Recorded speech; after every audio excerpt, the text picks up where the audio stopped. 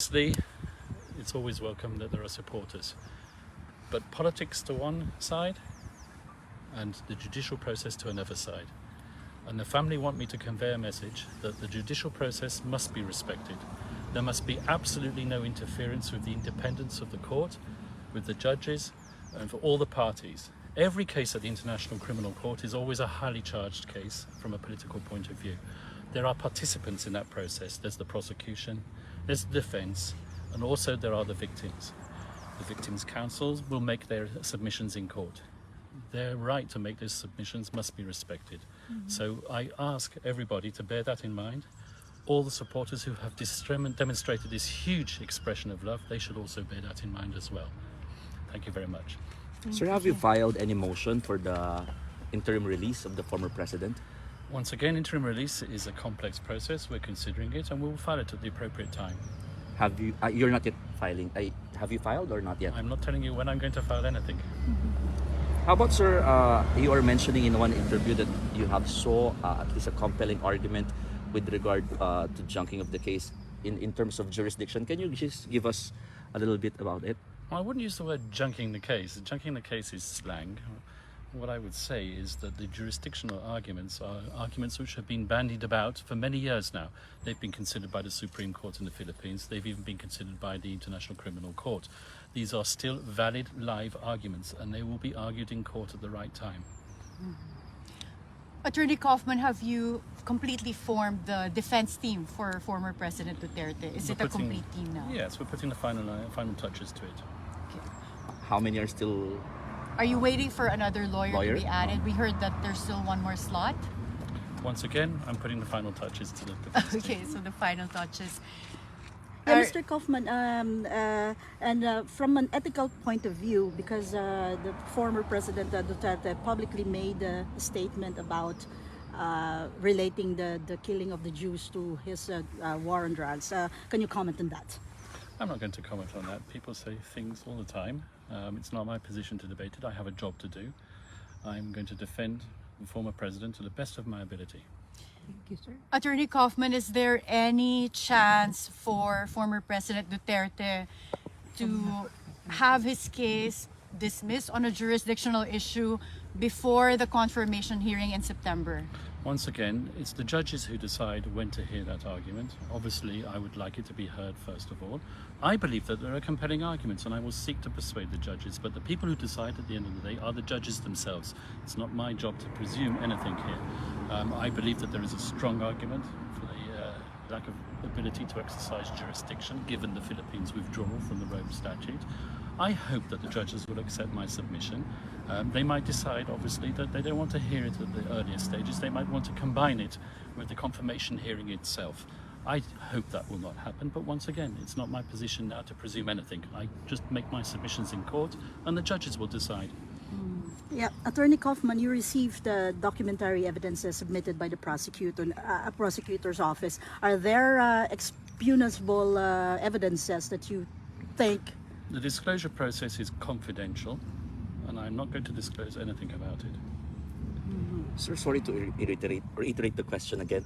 How can you say that you can argue with regard to the jurisdiction? I think I've given my answer to that already, fairly comprehensively. Okay. And you've talked with the family of former President Rodrigo Duterte and including the visits. Are you also assisting with the visits of different family members? As I said, it's the job of any counsel at the International Criminal Court not just to handle the legal side of things, but also the humanitarian side of things, and it's a right to receive visits from immediate family members. And there are also issues about getting some funds from the ICC. Are you privy on that? I'm not going to comment on anything to do with funding. Attorney Kaufman, in the lighter side, I just want to ask, how are you? Well, thank you very much. Maybe you've got information that I had an operation just before I came here. Oh, you had But an yes. operation? Operation what? Did you have a health issue? No, I had a hernia fix. Oh, okay. Okay. Have you been getting enough sleep? It must be very busy preparing for this case. Well, if you know me well, I never sleep. Oh, Yeah. but you've handled other ICC cases. What is your estimate as to how long this will take? I can't estimate, really. I really can't. All I can do is say that we will make the submissions, and I hope that those submissions will be accepted by the judges. But what's the difference between handling this particular case and other cases that you've handled in the past? Well, all cases are highly charged, as I said. Handling a case at the ICC is a challenge. It's always a challenge. Quite frankly, I don't differentiate between my various clients. With a show of this much Filipinos coming from all over the world here at the ICC detention facility, compared to the other cases you've handled in the past, is this the first time you've seen a turnout like this?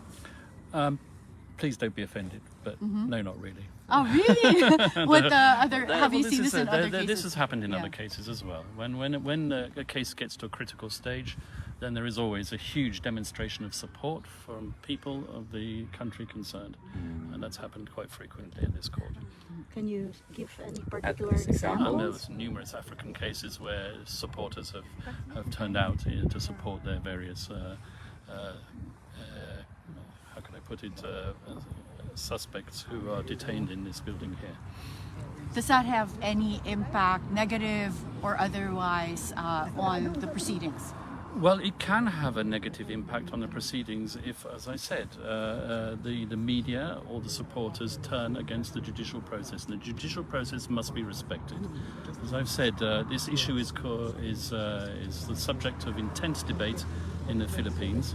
But let's just put the politics on one side and the judicial process on the other side. Attorney Kaufman, you mentioned that you work with or you knew Prosecutor Karim Khan. Can you comment on that? Did you really work with him in some cases before well, became? put it this way, I've never worked with Karim Khan on a Okay. case together. I know Karim Khan for many years. He has a similar background to the background that I have. We've been working in international criminal tribunals for many years. I was a former prosecutor, so was he. So we've both worked on both sides of the tennis court, if I can put it that way. My familiarity with Karim Khan goes back many years. I respect him.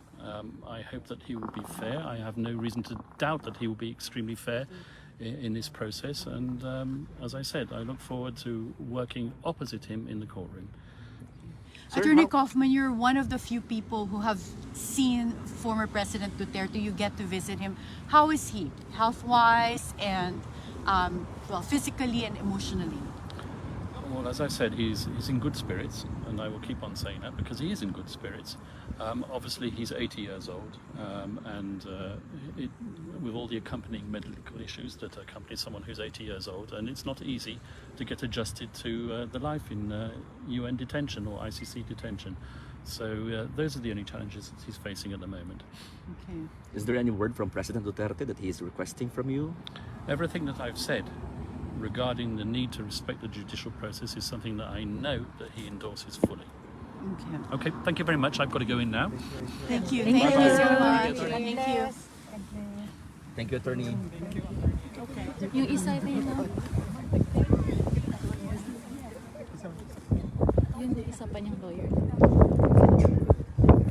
So they're going inside. Papasok sila sa lawyer. So update lang tayo mga kapartner. Papasok na po si Attorney Nicholas Kaufman sa loob ng ICC Detention Facility kasama ang kanyang co-lawyer. Okay. Hintayin natin mamaya paglabas. More update po mga kapartner. I asked him earlier if he was surprised with the turnout of supporters here for former President Duterte, and he said, "I hope you don't get offended, but this is not the first time." And he mentioned that for some of the African leaders that have been trying to Naging media na tayo nito. Lahat